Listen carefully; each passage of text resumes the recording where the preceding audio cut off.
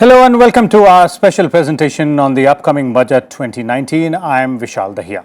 Now, the direct tax collections have increased in the recent years, giving an indication of the health of the economy.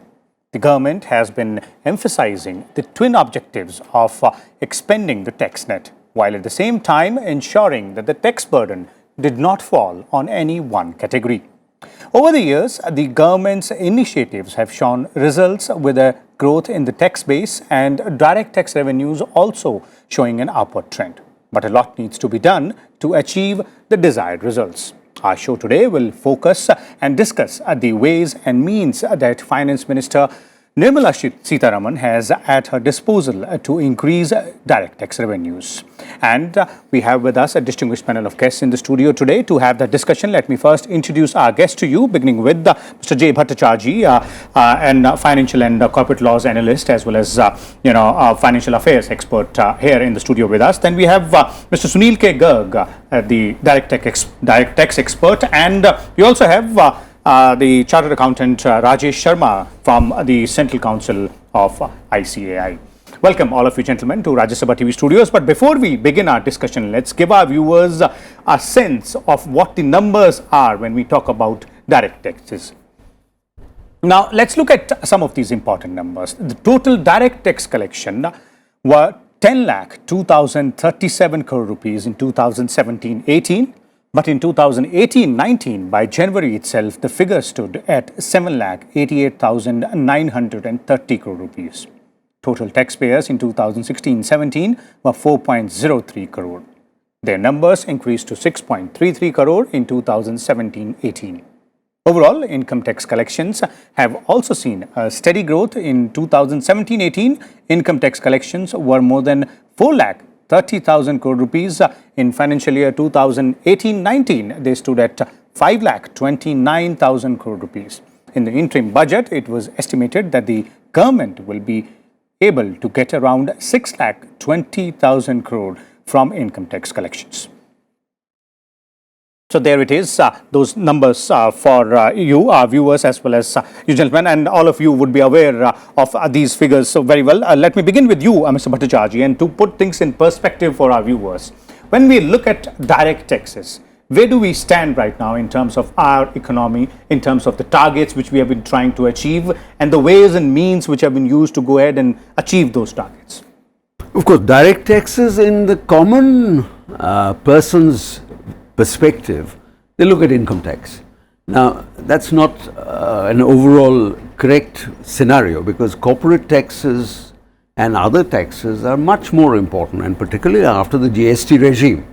We have in this country a very robust and comprehensive tax structure.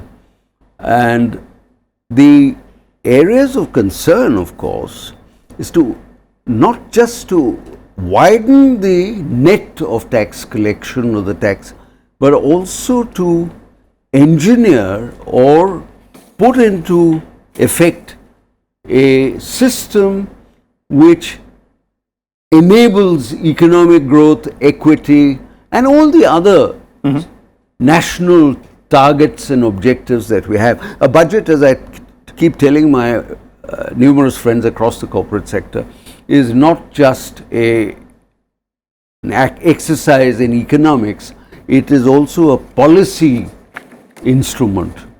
So we've done well last year, as the figures show. There are some grey clouds on the horizon, which we should discuss during the course of the likelihood of the Middle East flare-up, petroleum prices increasing. What impact will it have on the Indian economy? And overall also the drought situation, the agricultural situation, the unemployment situation. These are areas of concern which I am sure Madam Finance Minister will be looking into. And I'm sure of my colleagues here on the desk, and you also, all of us put together, we can assess the Okay, we'll move to that part as well. And you mentioned, some concern areas as well. We'll come to that also. But let me first bring in Mr. Sunil Garg here. Mr. Sunil Garg, your perspective of the things as they stand right now in terms of the direct tax collections, the targets which the government set for itself, and the ways and means, and how these numbers have increased. Vishalji, let me put first on the data you have shown. When Modi government came into power, the total base of the assessee was around 3.7 crore, and now it has crossed 7 crore, almost double. In 13-14, our tax collection was around 6.5 crore. 17-18, it was 8.47 lakh crore. Then 10 lakh crore. 16-17, 17-18, and 18-19, we set the target of 12 lakh crore, but the actual collection was around 11.5 lakh crore. If we see this data, the average growth of tax collection is around 18-18%. If we see the overall data, tax to GDP ratio, which is the measurement of actual collection of the tax in the developing nations and the developed nation, our actual tax to GDP ratio is around 11 to 12%. Our total tax collection is around 25 lakh crore now, 12 lakh crore GST and 12 lakh crore. Almost 50%. Okay. This is the first sign that we are moving from the developing economy to a developed economy. Okay. And if we see the developed economy tax to GDP ratio, it's around 15-16%.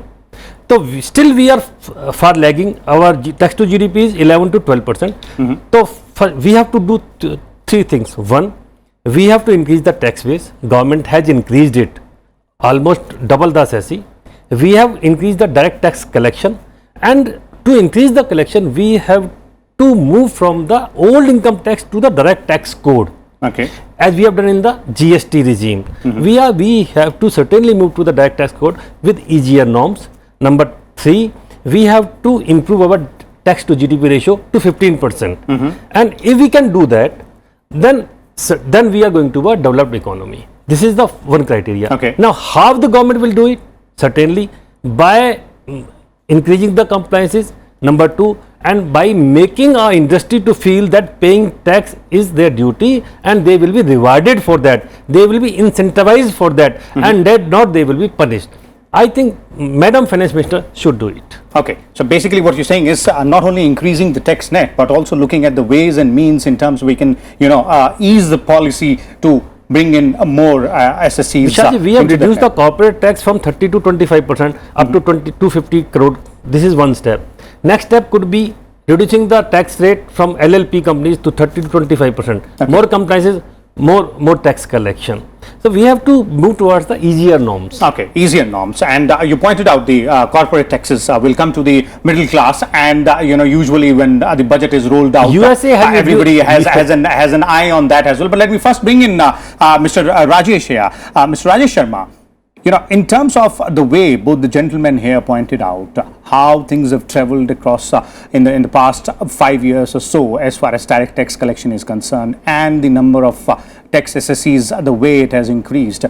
How do you look at the picture, the current picture, where we stand right now in terms of the contribution of the direct taxes to the overall economy, as well as the ratio which Mr. Sunil was pointing out, raising it from 11% to 15% in terms of the target?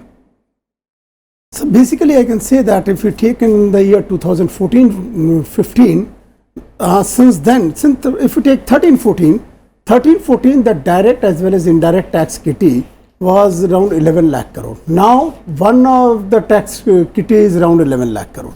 So definitely we have doubled in direct taxes and indirect taxation. Definitely in indirect taxation, GST being a big reform, and then now the Income Tax Act is also being redrafted. A new committee is formed and which is redrafting it, which is trying to make it in a very simpler way. At the same time, the SSC system of getting scrutiny and all those type of things, that also now there is no interface as we are doing in GST, no person to person interface, so that the corruption system goes to be on a lesser, slowly and gradually. One thing I will say here, after this government, the persons recognized one thing, that there is a ray of hope and money will not run into corruption and all those things. So they knew that to build the country, they need to participate in it. So more persons started paying tax, more amount was collected definitely at the same time.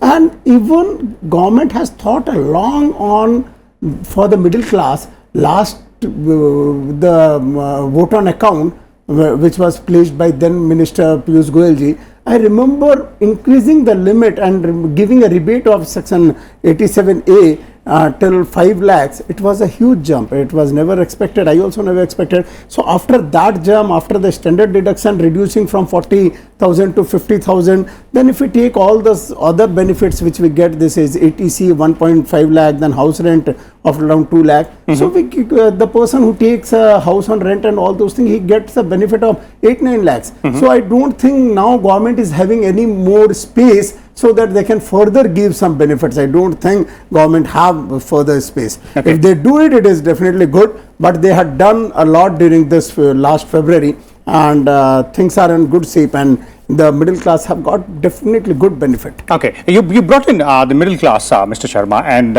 you mentioned the interim budgets proposals as well. Let me bring in Mr. Bhattacharjee. Mr. Bhattacharjee, in terms of the proposals which were made in the interim budget for the middle class, and there were quite a few, and they were talked about a lot at that time as well. Now, how do you see those proposals being taken forward in this budget, specifically when we talk about that middle class segment? No, I really don't think we should get into this middle class and this thing. This is not an approach that I have ever advocated. Okay. So how would you look at the things? The government, as my young friend said, has given enough concessions to this vocal, urbanized middle class. I don't think there's more room for that. And now we shouldn't travel that path. Now, in terms of the tax GDP ratio, I don't agree with my friend here. 15% is not the ratio in advanced countries. If you look at the OECD countries, if you look at the G20, the figure is nearer 19% or 20%. Okay. So we have a long way to go. So how do we traverse that long path? Absolutely. And that is where the new finance minister, Mr. Goyal, and the others have laid down a roadmap. The new finance minister must look at a wider perspective. As I said, a budget is not just a number crunching exercise for like a company. It's not a balance sheet to the entire nation. It's a policy document. It's in fact a growth formula that ministers should look, and we should change the old colonial attitude of looking at a sort of how much is coming in, how much is going in. This is not a meaningful approach to the budget. We have to make it an instrument of change. And to get to 18-19%, we need to make take a lot of hard decisions. Cut down the leakages. There are leakages. There is an improvement on that front, but still we need to take a very hard look at. We also need to have a perspective of what generates growth. Where are we falling short? Why are the employment numbers not as satisfactory, far from satisfactory as they should be? Because employment increases also leads to tax increase in tax revenue and increase in tax collection. It is a multiplier effect down the line. So I'm afraid we have to take a more, instead of a more accounting approach, we have to take a more social and a more economic approach. Plug the leaks, look into wider areas, and as my friend said, one of my friends said, be very ruthless with those who are trying to cut corners. Cut corners. Okay. But let me bring in Mr. Garg here. Mr. Garg, on the question of what has been done for the middle class and what needs to be done for the middle class, would you agree with Mr. Bhattacharjee here that that's not the road, that's not the path which the new finance minister should start traveling on? Vishalji, the middle class of India constitutes around 40-50 crore people, and this is the class which is the basic consumer of the economy. Okay, I think this budget, this time budget, will be pointed on 3 points. Number 1, agriculture. Number 2, unemployment. And number 3, of course, middle class. Okay. What is happening when in the interim budget, finance minister puts the proposal of 5 lakhs exemption, everybody was clapping. Then they feel, no, it's a trickling. It is not total income 5 lakhs, it's taxable income 5 lakhs. Now, what is the situation now? If your taxable income is 5 lakhs, no tax. But if the taxable income is 5 lakh 50,000, you have to pay 22,000 as tax, 45% tax. After 5 lakhs, the slab is 20%. And this is pinching the middle class. Now, what the finance minister has to do, she has to brought a slab between 5 to 10 lakhs, maybe 10% slab. Okay. Because up to 10 lakhs income, it's a middle class. Number 2, what is more important is middle class families, they are generally running a farm business or a LLP business or small private limited company. Okay. And what is the tax structure of the private limited company?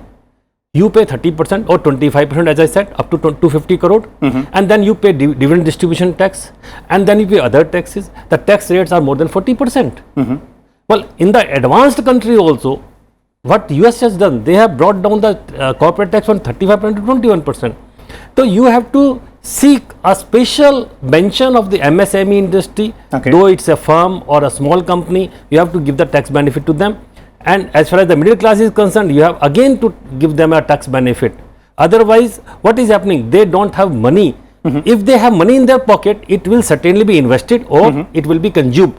Both things that brings the economy into a faster mode. Okay. Number 3, what I want, as far as this MSME is concerned, we always think of ease of doing business. We have come from 144 rank to 72, but on the ground level, as far as MSME is concerned, ease of doing business is not on the ground.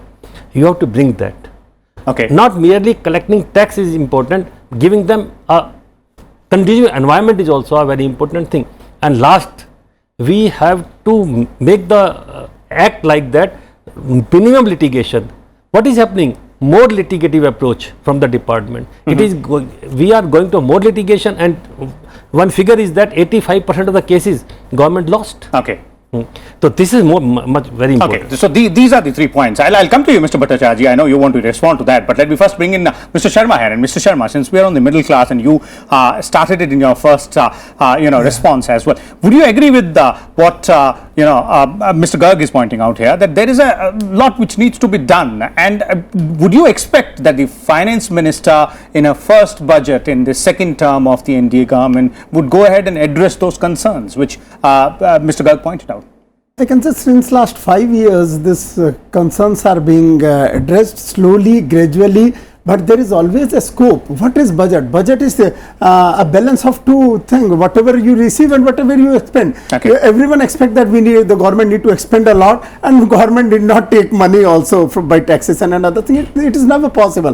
Here I got from our senior friend, he told that if we want to go towards developing country and cross this borderline of developing to develop, we have to reach to around 18, 19, 20% to tax to GDP, which if you take to any of the developing countries, you would have seen that. That can be there, but with that social security, though government has started working on social security, I can say in that front also they have started Ayushman Bharat, insurance and all those type of things. This is the first concept of India that government have started on those fronts, and I can say on other things also. I will say on benefits on Udan, on Mudra, on scale, and all those type of benefits are definitely there for if overall. But 2-3 things that I will be categorically saying, the interest on loan which has come down will definitely give a boost to the economy as it gave in the year 2003. That time the interest on loan was reduced, so that house building and all those construction activity was improved. So if it improves, it gives a recycling and recycling effect. So that can be done. So I don't think government have much scope, because they have to take out from one pocket and give to other, and they have huge infrastructure investment which they are planning, So with that kind of infrastructure investment in road, seaway, waterway, everywhere, so you cannot do all the things. Okay, okay, that's definitely one of the points. The government has to go ahead and strike that balance between the amount of tax it takes from the citizens and the amount of money it spends on benefit schemes for the benefit of those citizens only. But Mr. Bhattacharjee, on the middle class only, because the one point which Mr. Garg pointed out as well, the way aspirations are from this class and the way they've been addressed gradually in the past as well. One important aspect of this is that all benefits, tax benefits, which are given to the middle class, they also indirectly go ahead and give that boost to the sectors like housing sector, real estate sector, because we see the spending, power of the middle class getting increased. So, is that one indirect way as well, something which we can't overlook, and obviously the finance minister and her advisors would not be trying to overlook that? We must get over this middle class obsession.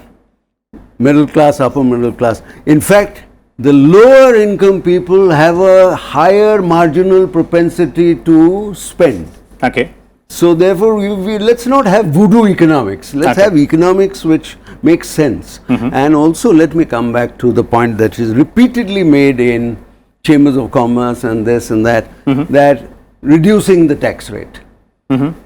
Now, the American experience, which my friend has pointed out, Trump reducing the federal income tax rate, it has been a disaster. Now, 40 economists of the topmost institutions have gone and said that there is no sanctity in what Trump's philosophy of the Laffer curve. Laffer was an economist who said if you reduce taxes, you increase growth rates. Now that theory has been disproved. The Laffer curve is now known as the laughing curve.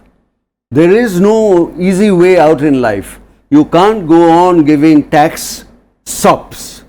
Okay, so what you're advocating is that there is no, way right now, no further way for giving further tax soaps. Not just to the middle class, upper middle class, salaried class, but even to the corporate sector. I don't think the serious corporate sector analysts would claim for a better tax regime for or reductions in marginal things, adjustments can be made. Okay. But overall tinkering with the tax rate in the hope that it will lead to growth. I don't think that's not valid economics at all. Okay. Mr. Garg, concluding comments from you, response to Mr. Bhattacharjee. That's not the way he's saying. I certainly differ from Mr. Bhattacharjee. Basically, middle class is the class which saves money. Okay. And the savings of any economy below than 35% is not good. And our saving rate to economy is less than 35% at the moment. And that is why the private investment is not coming out. Corporate never saves. It's the middle class which saves the money, which invest in bonds, which invest in savings, which in savings accounts and PPFs. Okay. And ultimately that money goes to the investment side. Okay. Giving benefit to the middle class, I am not giving to us blatant benefit, but certain benefits can be given to the middle class, because if they have money in their pocket, they will certainly invest and save. Okay. Both things they will do.